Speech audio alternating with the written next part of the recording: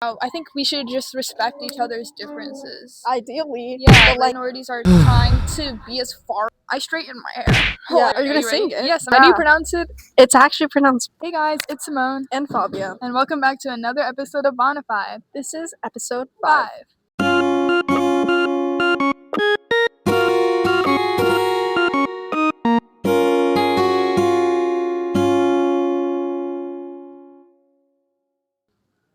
Hey Fabia. Sorry, I forgot the bit. Sorry, bro. Start over. I just wanted to tell you something. What's happening? So on my feed lately, there's been like this new song. Okay. And I really wanted to share with you, and I think you'll really like it and like connect to you. You know? Go by all means. I love music, so I want to hear it. All right. Are you gonna sing it? Yes, I'm gonna sing it. Okay, let's hear it. Are you gonna sing it? The little British. Yes, bro. Okay, whatever. Sing. Don't be nervous. Look, right, I'm never scared. gonna judge you for. No, you're already judging me. I'm not gonna judge you. No, I want to hear, and they all want to hear too. So right. Come on. Are you ready? You never take me to Bangladesh. You never cook me sausage on an open flame. You never anoint me with oil, and then something enemies. I actually know that song. How do you feel about that song? What was your reaction when you first heard? Yeah. Well, at first I was like, wow, because I don't really hear a lot of things about Bangladesh. How do you pronounce it? It's actually pronounced Bangladesh, guys. So that's so they were pronouncing it wrong. A very big surprise to me. It was crazy to me how viral it became because it was very sudden. I remember. It's pretty catchy. It is very catchy. It's like something. It's very satisfying. I have to admit. The tune is very Let her go, bro. But yeah, to me, it was like Bangladesh is such a niche country to me. It's like I've never expected it to get so much attention based on one single song. Exactly. How do you feel about your sudden representation in the social media world? Yeah, I think it's getting I think it's cool that it's getting representation, but I don't know if it's getting representation in the right way. And this is why I say that. So basically, I want to delve into the meaning. The whole concept of this song is the singer is talking about like his supposed partner, and like he lists a bunch of things throughout the song, and it's kind of like, you never do this for me. And the things he's listing are like very, like, they're concepts that are very, how would you say it? It's like, okay, for example, he says, you never write me a novel, you never poison the mojitos of my enemies. It's very like, I expect you to do all of these things for me, but it's very like grand gestures. That's gestures. Sorry, that's basically what he's expecting from his partner. So when he starts it off by saying like, you never take me to Bangladesh, he's basically saying like, you never take me to this like country that's like, I don't know how to explain it. I don't think the fact that it was Bangladesh as in the country matters as much as the way the word sounded benefited the song. I agree, but I just think that if you're gonna like make a song and it's obviously going viral, like you're saying, it's like all the things he's listing is like, you would never expect your partner to do that. Like, why would you expect your partner to write you a novel? So it's like, why would you expect them to take you to Bangladesh? Yeah. You know, that's kind of how like I interpret it. And I also saw like, so like he could have done any other country, but he chose Bangladesh. I think I saw a video on it, and he said the way the song rolls off your tongue. No, I saw that same explanation. Yeah, I think that's fair. It's a very satisfying word to say, but you're not pronouncing it right, first of all. And he did acknowledge that. But another thing that it's like Bangladesh is already not a well-known country, so when you're like putting the meaning of it into the song where it's like, you're like, would why never would I do that, why would I take it gives off a little bit of a wrong impression of the country as a whole. But then it's also like, wow, a lot of people are getting introduced to Bangladesh because, as you said, it's a very like niche country. I don't know if a lot of people know of it, but I remember seeing this video of a girl who was actually Bengali, and she was singing her own version of the song where she pronounced it the right way. All the comments were like flooding her and saying like, hey, you're not pronouncing it right. Yeah, and it's like, wait, that's kind of crazy. How are you going to tell someone from the country how to pronounce it? So I think it's like, now people are walking away with this idea of like, oh, it's Bangladesh, and then it's also like, I wonder what people think about it. Yeah. And I wonder how other people, because for a lot of people it might be their first like time understanding like the relevance of Bangladesh. And it's like, I don't think they think much of it. Perhaps they'll think of it as like just a place to go to. Yeah, but like, but in the sense of like the meaning of the song, it's like, oh, this is probably a place where why would they take you to that place? You know.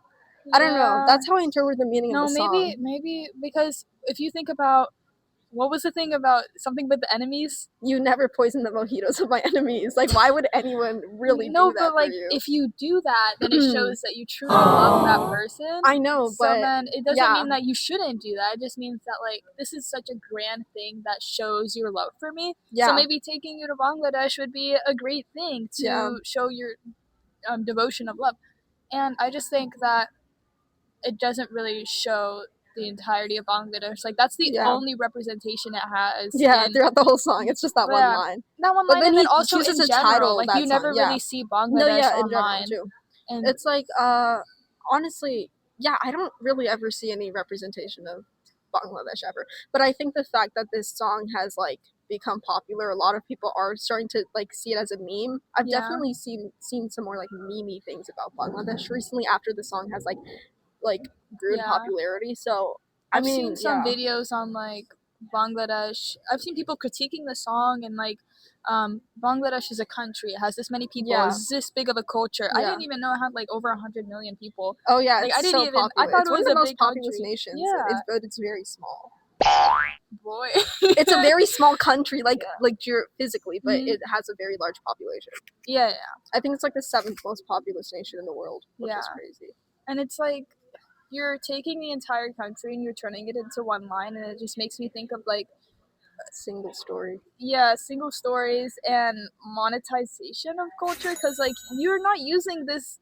You're using it for the name. You're not using it because he Bangladesh literally is a good said country. his intent was like because it rolled nicely off his tongue. Yeah, it's like Bangladesh. Like he was literally analyzing the whole thing, and he was like, and it's like that's not a good reason. Other countries don't really work well.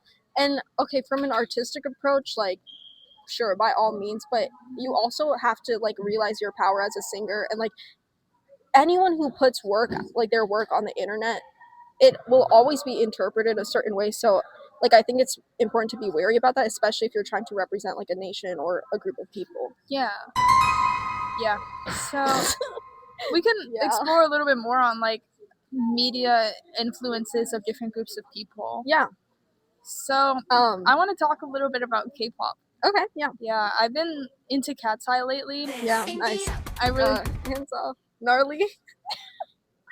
I didn't know which song to even go with. There's like for Cat's Eye specifically, I'm gonna focus on the fact that it's a global girl group and not about are they K? Is that considered K-pop? I've always been confused about that. It's just all in English, like because the K is out of there, and I think it's a product of globalization because the entire world knows about K-pop and loves K-pop. But like, what is K-pop? Like I know in like Korea they have songs with English words, obviously. But it's also half Korean as well. And then it's very big in like Korea, but like in general. Yeah, and you see a lot of K-pop forms now, like banding in America. BTS could be considered maybe global because they're very famous worldwide, but they are fully Korean. Yeah, I suppose. And then there are also some girl groups or like K-pop groups in general where there are people that aren't Korean, like Japanese or Vietnamese. Like Cat's Eye. Oh, there are other groups. Yeah. Okay. But I don't know the names of them. Cat's Eye though is like it's just a more prevalent example. Yeah. But they're still K-pop. Yeah, sort of.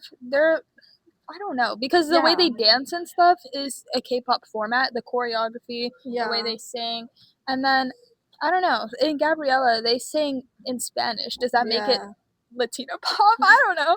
Like that's because I don't really know what the standards are for K-pop. Like, is it K-pop just because they're doing like a Korean style dance? Like I don't know.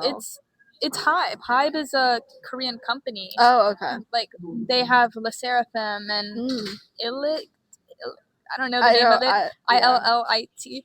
But yeah. Illicit, I think. Yeah, I don't know. I don't know. But yeah, so basically there's a lot of things with that. It's just it feels like Western powers are taking over when you're making a global girl group because it's global, but it's like based in America, and it feels like there's Geffen. I don't know what Geffen is really. I'll show you in the thing, but everything is in English, and then they're framing themselves as a global girl group, but they're only singing in English mostly, excluding from the Gabriella part, and it's like you're taking away the Koreanness of it, and you're sort of making it white, in my opinion, and it just shows like to me westernization of certain cultures I don't know and if I stuff. completely.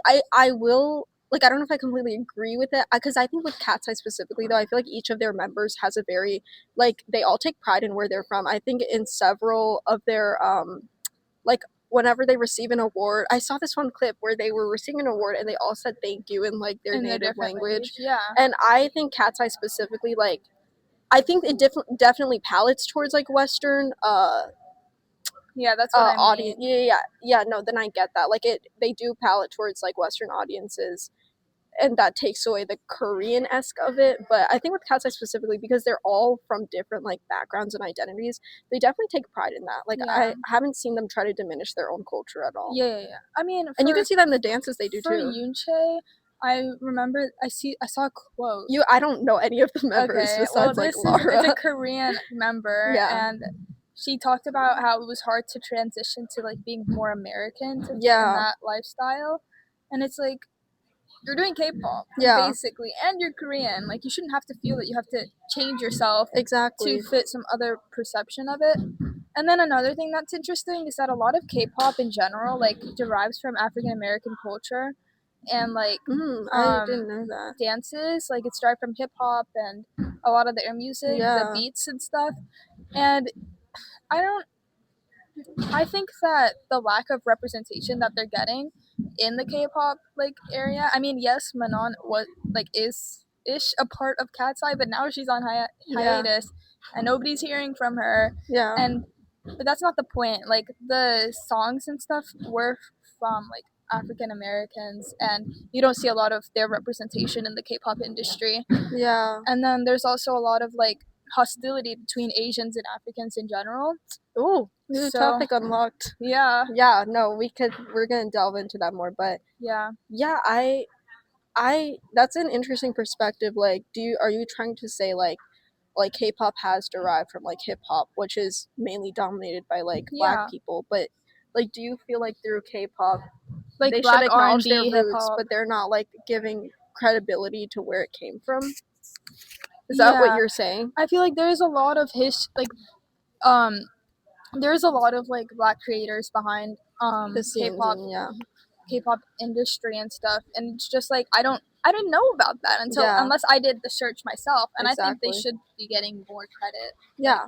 They should be getting more credit. Then yeah, that does feed a lot into the minority myth or Sort of, but theory. it does connect into that because Because it shows that they're both minorities, but one is like still being suppressed. yeah, definitely. So yeah, we can talk about the model minority myth. So for those of you who don't know, the model minority myth is this. To my understanding, yeah, there'll be a picture up here anyways, bro. The model minority myth is basically where black people and Asian people are pitted against each other. Wait, is it, sorry to interrupt, is it just like black and Asian people? Like that's what the whole myth is centered around, or is it around other minorities too? I think it's mainly against black and Asians. Okay, that's interesting. But I'll do more research into it. But like basically in the hierarchy of like white people, other minorities to black people, like other minorities are trying to be as far away from being black as possible because blackness is like at the bottom of the hierarchy. And this only focuses on like racial minorities. Yeah, and then for specifically about Asians, yes, they both face discrimination, but it's different. Like an Asian may not face police brutality the same way an African might, and then Asians may face more discrimination in the sense of like getting into America, like within the Chinese Exclusion Act, for example, like how they were specifically pitted against, versus an African American who's like born here, and they were born here because they were brought here. The myth comes from this statement. I think it's specifically Asians because there are so many Asians who are successful nowadays. Okay. Like, and then there comes that myth of if Asians can overcome discrimination through hard work and success, then why can't Africans do it too? Like, yes, they were both discriminated. They're both not white. But look at these Asians. They're getting rich. They're doing this. They're doing that. Why are black people still poor? There has to be something innately wrong with the black person in order for them to not be able to reach this type of success as an Asian person does. And to my response to that is like intersectionality, I guess, and the type of discrimination that you face is different because yes, you're both minorities, but Asians are lighter than black people, right? So Like Eastern Asians. yeah, Yeah. for specifically. Do you think in Asia itself, because it's so like vastly different with different cultures, it's like there's also discrimination like and difference, brown like people? South Asian versus Yes. East Yes. Asians? Like Like that's a race as a whole, but like they even group like black and brown people together, like South Asians and black really. people. So in this myth, like But in this myth, it's I think they're they're talking specifically about East Asians. okay, interesting. But That's yeah, always been an interesting concept to me. Like Asia is really big, but it's so like I feel like it's kind of difficult to group Asia as a whole when you're talking about things like yeah, these, because it's like, wait, South Asians' experiences are so like vastly different from that of East Asians, even though we're from the same continent. But it's too large to categorize us into one thing. yeah. And I think it's just so annoying in That's a general. really interesting like argument that real people are making. Like Yes. that's like they think something has to be wrong. Right. And I just think like that But doesn't like really you're make kind sense. of but like yeah, what? Yeah, I like feel that's like that's not not even a solid argument, because you can historically see the like systems that have been put against like black people specifically. Yeah. And it's like there's no this minority is more hurt than this minority. Like this minority gets more discrimination than another. Yeah, I just like feel like that they just conversation get different forms of it. You know? I just like comparing like traumatic events or like tragedies or discrimination amongst certain like different groups of people is already weird. Like I don't think there should ever be a comparison that this was treated like worse and this and whatever and whatever. Like it's like you said, it's all just faced differently based off what you look like, what you believe, like stuff like that. So I just feel like that argument isn't even solid in itself. No, but it's like a real argument. That's it's just crazy. like what people believe. They think that all minorities are the same, and okay, yeah, that's really interesting. And it's just I don't think that's how. I think we should just respect each other's differences. Ideally, Yeah, but like it's so hard for people to come to that. Yeah, that it's like you just I don't get see why. each other as human or as like equal. Well, maybe this person's more human than another person because like I don't know, their skin is lighter. It just doesn't make sense. Yeah, I also think it just goes back to being educated. Like if you have the ability to be educated, then you should take advantage of that. And then it's also like not just educated. I think that like you have to be around other people. Yeah. Like if you're surrounded by one group of people your entire life and then you see another person, like that could impact the way you see it. Like in China, I guess. I was gonna talk about I have a friend who went to China and then they were like, oh my gosh, they kept on like, and then they're black, right? So they're like, they kept on asking us to take a photo with me, or like, oh look, mom, that person's black.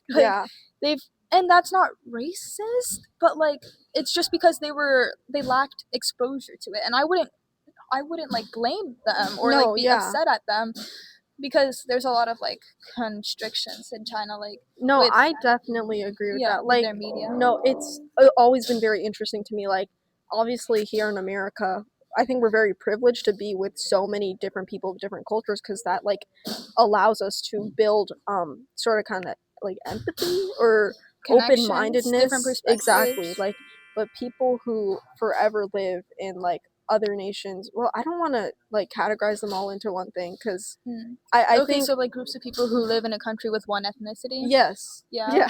Wow, I could have just said that. Like for example, with my own experience in Bangladesh, like a lot of them, they tend to glorify like white people because that's what they see as like these are the people who are more powerful. But I think it's also just the propaganda that spreads in their nations as well.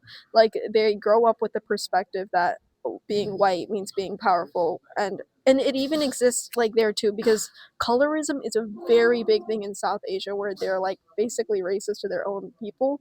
It's like I remember back in the 2000s, there was this like face care brand called Fair and Lovely, and they advertised it where this guy was like with a dark girl and he dumped her because she was so dark.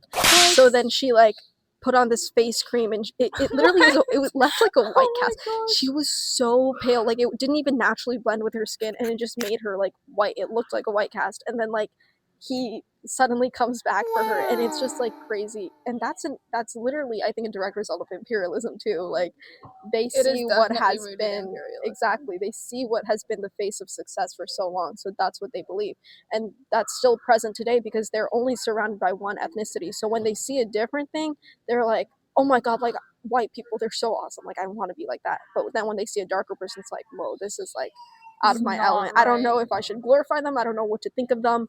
And But yeah, yeah, I think imperialism does have a big factor into it, and like 100%. saying some like It's it is. definitely has an effect on. Oh yeah, it like makes you want to become something that you aren't, and I just think like if Oh, you have a makes culture me so and mad. traditions and stuff like that, you should embrace those because like I'm if you're getting trying to mad. become Like, it's actually infuriating every time I have this conversation. Like, hmm it always just like, especially after learning an AP world and just like connecting it to this, like to modern life. See, that baby agrees with me, bro. But like, like literally in more developed countries or like America or like European nations, I don't know. It's so minimalistic, and that just goes to show the erasure of like complex cultures yeah. and their designs, and like everything is just so bland, and that's like We it's in need our more everyday color. We need life. more designs, Literally, flowers. like Like your people who dress in colors are more looked down upon. Have you yeah, noticed that? And also like things that are associated with luxury, things that are associated with wealth are like black and white neutral colors. But then when you think about like when you look at nations who have like a lot of vibrant colors, like their vibrant culture, you associate them more with like poverty. With yeah, Bangladesh, I think like that's just one example. Like it's a very they use a lot of colors and whatnot, but people will associate like India too with poverty. yeah. I think that if you try to become something that you're not, like whether you're trying to become whiter or maybe you just like idolize a different culture, I Yeah, think there's a lot of stuff that's lost. And exactly. I think you should just embrace yourself and love yourself. That's actually that brings up another thing, like idolization of different cultures. Basically, Koreaboo, for those of you who might not know, it's like when a person who isn't Korean will try and like they identify as Korean, so they take a lot of their culture, they alter like how they look to look more Korean, how they speak, how they act, like whatever. I just think it's very ironic because it's more prevalent in nations who like colonized other countries or they just try to incorporate that culture a lot. I think it's crazy because it just goes to show we like people of color are literally the blueprint or like immigrants in general, we are literally the blueprint of like what other people like especially in America what they want to be or what they want Yeah, to embrace. yeah, Like I that agree. can go with like matcha or henna, like stuff like hmm that. Yeah, a lot of things have been like turned, like used for other people without giving the culture where it comes from like Yeah. respect. I think that goes into a lot of things with like the African American culture as well Mhm. because like the high five, fist pump, saying cool Yeah, and stuff like I that saw a all video about like derives from language too. that Yeah, all derives from like African American slang, and it just turns into something that's like considered like like cool, like everyday thing. yeah, an Yeah. everyday thing. Anybody can do it, but nobody like recognizes the roots of where it comes from. Mhm. And I think that goes to that's like also a reflection of imperialism Yeah. because if you think of all the buildings and the railroads that were Yeah. built in America, like who built America, who made Literally. it was all from immigrants. And if you don't give them like it's just exploitation at that point Exactly. because you're not giving them the Capitalism. you're profiting off of their labor and their Yeah. culture in that sense as well. So, and I think that's like why, and then you're gonna look down on them for being having poverty when you're the ones who literally like Exactly. exploited them. It's It's always so crazy. ironic. Yeah, It's just always ironic. It's like how are you going to look down on them when you want their culture, you want their food, you want their like they're just so clothing. jealous. What Exactly. can And I it's like say? the extent Want my you hair go, too? like but that's another thing I saw like there was an argument of like it's like a split between cultural appreciation Appropriation. and cultural appropriation. And I saw this I like argument online about like white people having black hairstyles. Like I know Justin Bieber got like dreadlocks or something, I Mhm. don't know. And a lot of like there was a split in the argument. Like a lot of black people were saying I don't care about it, like it's fine, they can like if Yeah. they want to embrace our culture they should. But then other people were like why, like you guys look down. So what do you To think? me, it's like you can do whatever you want with your Hmm. hair. I would feel a lot better if you like recognized where it came from and Yeah. said, "Hey, I got these braids done by this black artist. It's derived from this culture, blah blah blah." Like be educated on where it Yeah, comes from. yeah. Yeah. And then also like I straighten my hair. Like Yeah. nobody gets mad at me, you know? Okay. Like I'm not gonna have a white person attack me and say, "Hey, why do you have straight hair?" Blah blah blah. Like that's not you. But it feels sort of hypocritical to do it back. And I guess I can see where it's coming from, because it feels like yet another thing is being taken away from you. Whereas white people, they like technically have everything. Yeah. Or like the colonizers in the sense. Okay, not all white people are bad. Yeah. But yeah, like as an individual, I couldn't care less. You could go bald, like, but and I can have my hair straightened too. But you should also be educated and like I think know it where it comes just from. goes back to like you shouldn't be rebranding it, because also there's another example I have of this. I think like last year in 2024 there was something called the Scandinavian scarf that became popularized, even though it was literally just a like replication of a dupatta, which is like a South Asian cultural style where you like put the scarf around. And more recently, there has been like more companies selling it, and it's like they labeled it as a Scandinavian scarf, which is like, no way you're just taking what has been a thing for centuries, like a style choice that has been made for forever and so deeply rooted in South Asian history, and you're just renaming it as the Scandinavian scarf. It's literally like the exact same thing as a dupatta, and it's like, what? Yeah, I think the same thing with like South Asian jewelry, like with nose rings and belt, like waist bracelets. You know what I mean? Or like anklets or like bangles and whatever. Yeah, definitely. Man, it's just like, dang, you really want to be as bro? Just you can do it. Just like, can you please credit where it came from? It's just like you're erasing so much of our culture and renaming it as your own. But it's like, where are we going with that? Like, where does it originate from? Like, just give us the respect that we need. Like, and that just goes back to like Americanization of things. If we're talking about America specifically, they just try to claim it as their own and get all the credit for. Yeah. I don't know.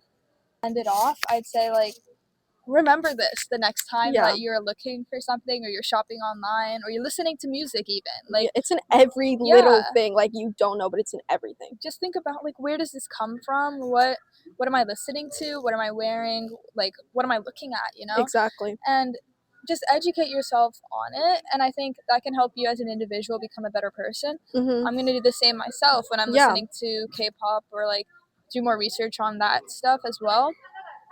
I think that it's important also to remember, like, love yourself and know where you came from. What do you have to say? I would just say, like, yeah, I agree with everything Simone said, and just like constantly question everything, because I always say this. At the end I literally always say this, but I think it's such a huge emphasis, especially for what we're talking about, because you're literally like, acknowledge where everything came from, and also like be willing to be open-minded and take the time to actually understand, because it isn't everything, and that can alter how you perceive a lot of different cultures and identities. So you should know where, like, you know, it's in the little things. So yeah. Thank you for watching, and make sure to keep learning. Yeah. Thank you. If you enjoyed, be sure to subscribe, like, follow our Instagram at BonafideSNF. Yep. Thank you. Bye bye. See you in the next episode.